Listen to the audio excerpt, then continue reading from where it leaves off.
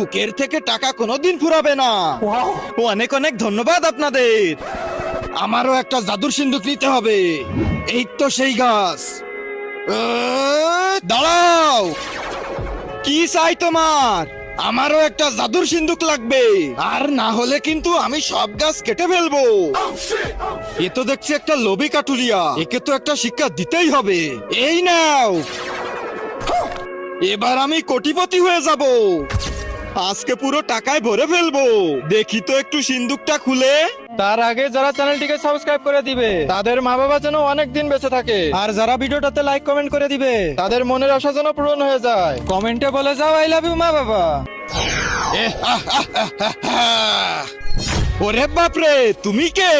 আমি এই সিন্দুকের রাক্ষস। যে আমাকে এই সিন্দুক থেকে বের করে তাকে আমি একদম জ্যান্ত চিবিয়ে খাই।